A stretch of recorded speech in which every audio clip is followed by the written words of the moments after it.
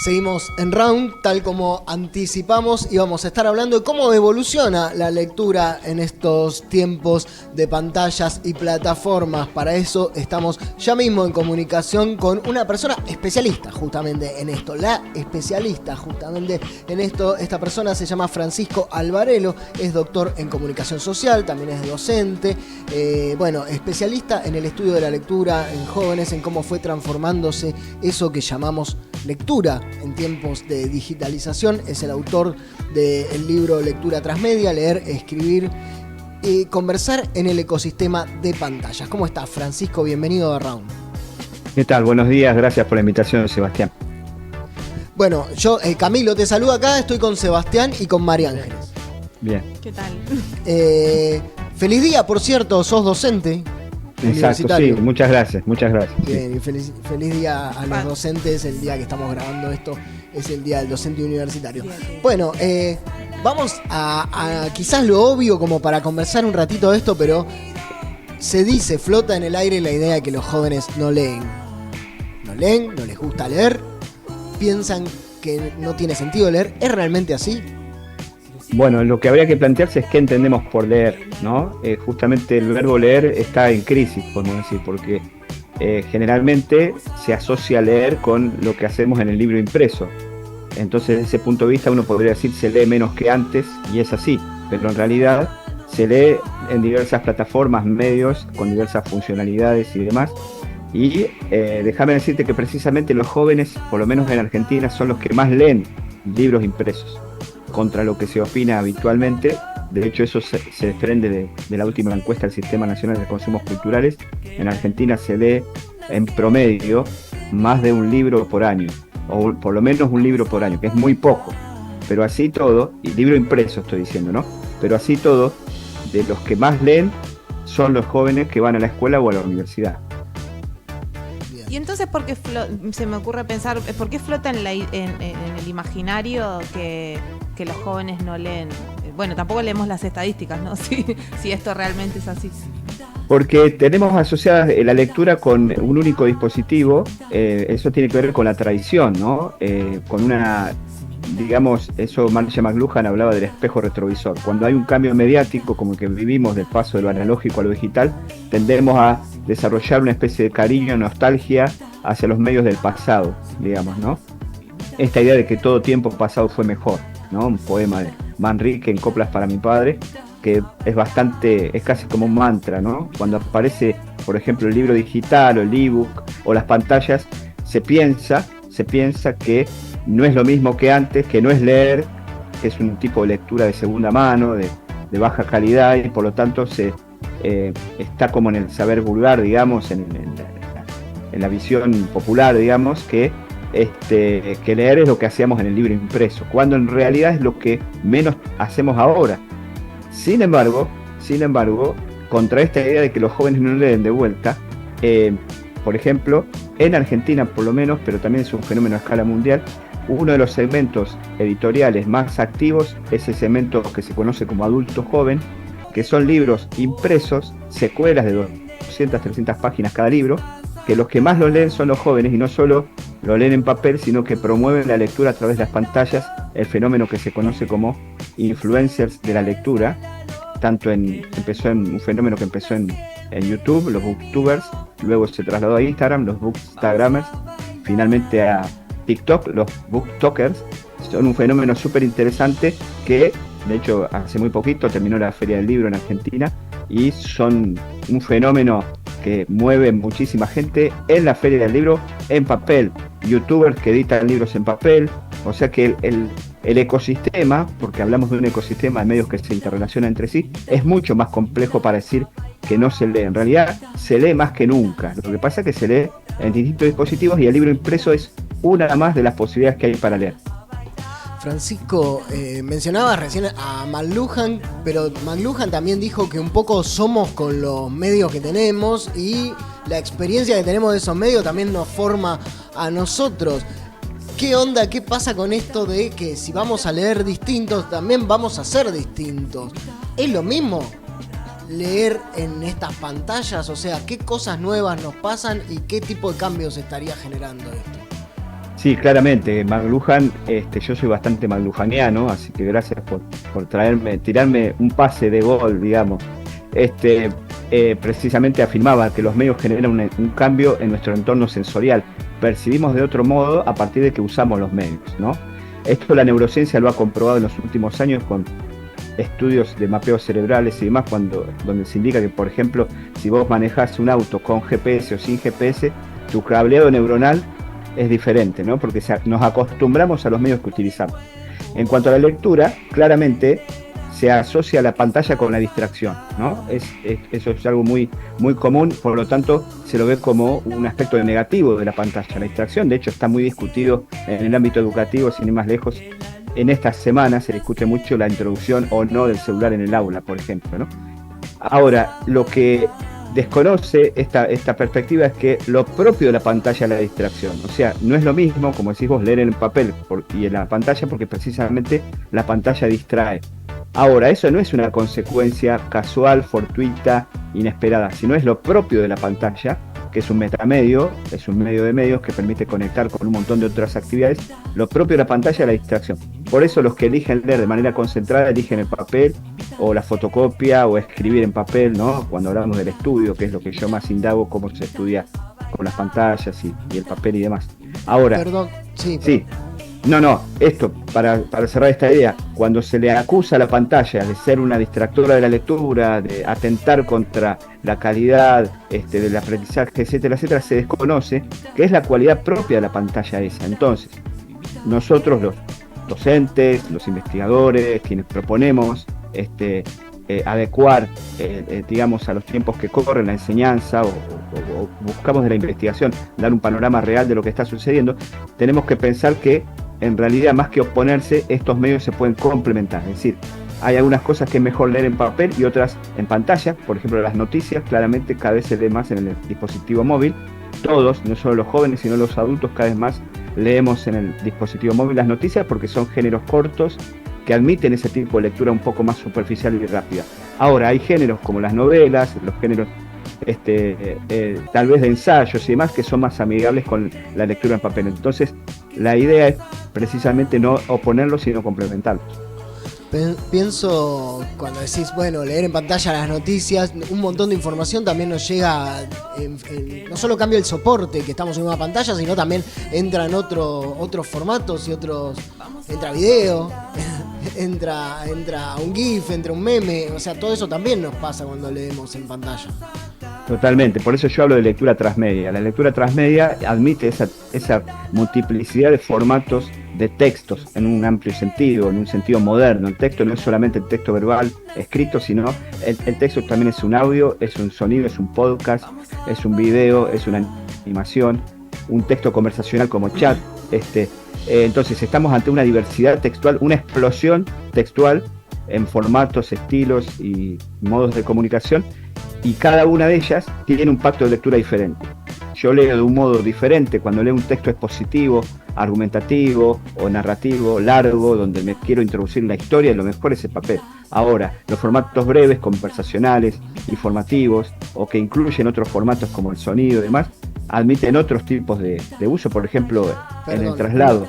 ¿Sí? La última, y lo dejo a Seba porque tiene una pregunta para hacer, pero no quiero dejar de pasar esto. Decís, bueno, los formatos se complementan, pero pareciera que las pantallas y las plataformas nos llevan de las narices a nuevos hábitos, porque no es que decís, elijo leer esta novela. De hecho, tenemos diputados que no leen todos los artículos de las leyes que tienen que ir a votar. Tenemos senadores que van a la comisión a defender leyes que no leyeron. O sea, evidentemente, bueno, está la posibilidad latente de decir, bueno, esto es para una lectura profunda y esto es más superficial, pero me parece que se termina imponiendo ese hábito de la vertiginosidad. Entonces, suena genial esto de que haya una diversidad de lecturas, pero ¿podemos hacer funcionar las instituciones que tenemos sin preocuparnos por esos tiempos?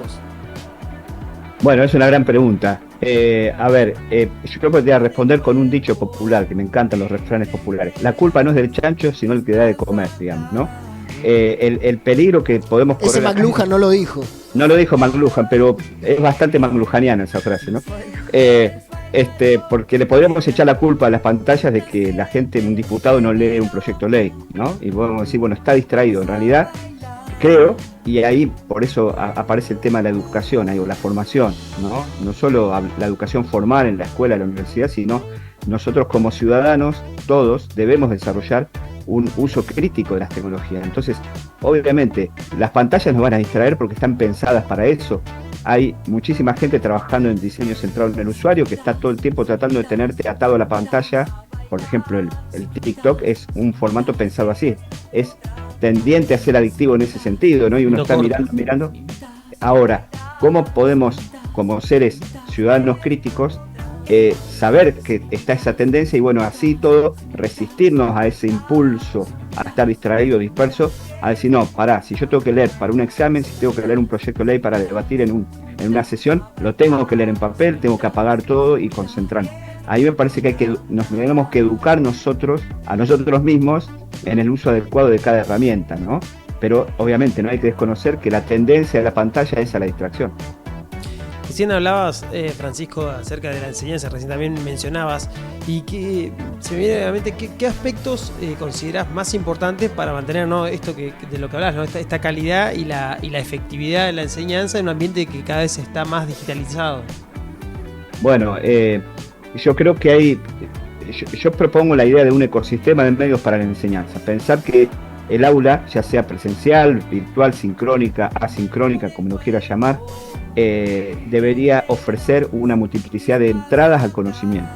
Tenemos que pensar a los distintos medios como posibles puertas de entrada diferentes al conocimiento. Una cosa es de vuelta leer en papel, otra cosa es la clase con el pizarrón, la clase frontal del docente explicando algo linealmente a sus estudiantes. Otra cosa es un video, ¿no?, donde el estudiante puede acceder a ese contenido explicado por el docente, por otro docente, el famoso fenómeno de los edutubers, docentes que tienen canales de YouTube, es un tema que también venimos investigando. Entonces vos podés proponerle a tu estudiante que vea ese concepto explicado en un video, en la velocidad que quiera, las veces que quiera hasta entenderlo, y después vaya a la clase para discutir sobre eso o para hacer preguntas y demás. Creo que estamos ante una gran oportunidad de usar esta diversidad de medios para la enseñanza. La otra mirada, que lamentablemente es la que persiste muchas veces, es la de la mera prohibición, ¿no? Bueno, los celulares no en el aula porque distraen. Ok, sí, distraen, pero ¿por qué no pensamos en una pedagogía, en una didáctica que incluya estas herramientas? Porque son las que usan nuestros estudiantes todo el tiempo y su subjetividad está atravesada por las pantallas. Entonces, si no dejamos entrar las pantallas en la enseñanza, estamos cometiendo un error. Primero, desconociendo que la mente de estos chicos, de todos nosotros, los docentes también, ha cambiado, ¿no? Y segundo, estamos perdiendo la posibilidad de enseñar con esos dispositivos. Pero claro, hay que tener formación, hay que tener claro para qué sirve cada cosa, cómo ponerlos en diálogo, para qué momento, obviamente, no todo el tiempo, hay que regular, no es que usemos el celular todo el tiempo, regulémoslo, pero para alguna actividad puede servir, para hacer una búsqueda de información en el momento, para hacer una intervención con ChatGPT, por ejemplo, para discutir un concepto, a ver qué dice el chat o qué dice las fuentes y qué dicen otros autores, discutamos eso, ¿no?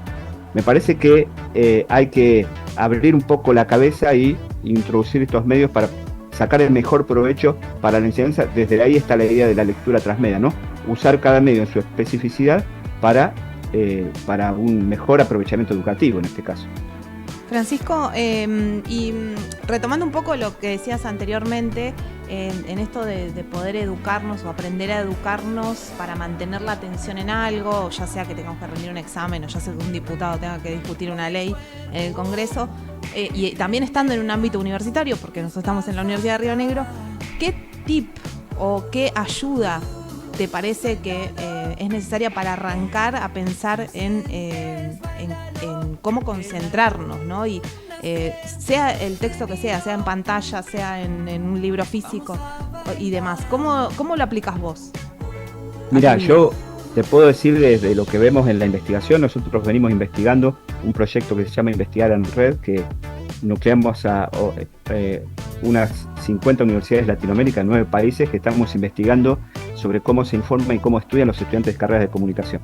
Hicimos una investigación en el 2020-2021, en plena pandemia, en Argentina, en 11 universidades públicas y privadas, y luego lo ampliamos a más universidades. Y lo que fue saliendo es que los propios estudiantes nos están dando algunas claves de cómo estudiar. Por ejemplo, en la pandemia, las universidades hicieron lo que pudieron para adaptarse. Hubo una virtualización forzada de la enseñanza, muchas veces no salió bien. Era el profesor hablando, gusto parlante, 40, 50, 2, 3 horas, ¿no? Irresistible, digamos, para cualquier persona estar mirando un Zoom, un Meet, tanto tiempo y tratando de replicar lo que hacíamos en las aulas presenciales. Ahora, ¿qué hacían los estudiantes? Usaban herramientas colaborativas. Por ejemplo, usaban Google Drive para armar documentos para preparar un trabajo con sus compañeros, usaban WhatsApp para ponerse de acuerdo en forma sincrónica del trabajo que iban a hacer, usaban Zoom o Meet para reunirse. Es decir, los estudiantes de la apropiación que hicieron en la forma de estudio nos dieron algunas claves de cómo usar esta diversidad de medios. Y a la vez están los que son, como se autodenominan, Team Cuaderno. Dicen, no, yo para estudiar necesito escribir, necesito leer en papel. Entonces, de la propia apropiación que hacen los estudiantes, sale esta idea, ¿no? Cuando vos tenés que estudiar, prepararte para un examen o una presentación y demás, dedicate a ese texto, que puede ser en forma digital o impresa o fotocopiado, lo que sea. Apagar todas las notificaciones. Algunos chicos nos decían, yo llevo el celular a otra habitación, porque apenas, aunque lo tenga silenciado, suena, vibra, y ya mi distracción se dispara, ¿no? Estoy concentrado en algo. Cada uno tiene que conocer sus propias debilidades. Es decir, si yo voy a distraerme porque tengo el celular al lado, no te pongas el celular al lado, ponerlo en otra habitación, ponerlo en modo avión, apagalo, hace algo, y durante ese rato dedicarte a solo leer, ¿no? Y si te distrae mucho la pantalla porque se te abren las alertas en la barra de navegación o de tareas de la computadora, hacerlo en papel o apagar todo, cerrar el navegador, lo que sea. Yo creo que ahí cada uno tiene lejos de esta idea de que los nativos digitales, los jóvenes están más preparados para esto, etcétera, etcétera, es una cuestión más personal, porque tenés nativos digitales, como así se los llama, que es un concepto que ya no corre más, que tiene que ver con las estrategias de lectura, ¿no? Yo apunto a no tanto detenernos en los dispositivos y las características de los dispositivos, sino las estrategias del lector. Y el lector, cualquiera de nosotros, debe desarrollar una estrategia de concentración en la dispersión. ¿Qué es esto? Decir, bueno, de movida el ecosistema me distrae. Convivimos, como dicen algunos autores, en un ecosistema de tecnologías de la distracción. Bueno, ¿cómo me concentro en esto? Pequeños periodos de tiempo. Para leer, me cierro todo, apago todo, me dedico a leer, ¿sí? Ahora, lo que tiene bueno la distracción es que vos querés consultar un concepto o querés preguntar algo en Google o en ChatGPT para alguna duda o lo que sea, podés hacerlo, pero tener el desafío después volver, porque ya cuando te metiste, volver es muy difícil, volver a la concentración anterior. Entonces, creo que hay que ir alternando entre momentos de concentración y distracción, ¿no? Porque la distracción también, bien llevada, puede ser productiva, porque tal vez me distraigo para preguntar algo, para estudiar con otros. Los estudiantes estudiaban con otros, entonces una herramienta como que era vista siempre como un enemigo del estudio, que era el WhatsApp, fue el gran aliado en la pandemia, porque los estudiantes estaban primero acompañados en la soledad, combatían la soledad de estar en su casa aislados, ¿no? En la cuarentena, estando con otros, escuchaban al otro en las sesiones de Zoom, de Meet, porque tenían esa necesidad, y a la vez desarrollaban espacios de lectura solitaria, digamos, concentradas para poder entender un concepto, que no hay otra forma de hacerlo, implica esfuerzo, concentración y soledad por momentos la lectura. Entonces tendremos que ir alternando unas con otras. Francisco, como para ir cerrando la charla que nos está interesando y mucho, estamos grabando esta nota el Día del Docente Universitario, justamente pensando en las estrategias de los docentes que tienen que de golpe enseñar, pero también tienen que aprender ellos, porque nosotros, los que nos dedicamos a dar clases, también somos parte de un sistema que te forma en la escritura y lectura impresa, que de alguna manera hace, dominar estos formatos a los otros, que no te da herramientas. ¿Por dónde empezar? Porque lo que decíamos el otro día es la paradoja de introducir tecnologías y otros formatos en el aula, es que metés tecnología que en vez de resolverte las cosas te llenan de trabajo. Entonces es muy trabajoso investigar, validar, sacar conclusiones, adaptarte, buscar la potencia de cada medio, de cada lenguaje para enseñar.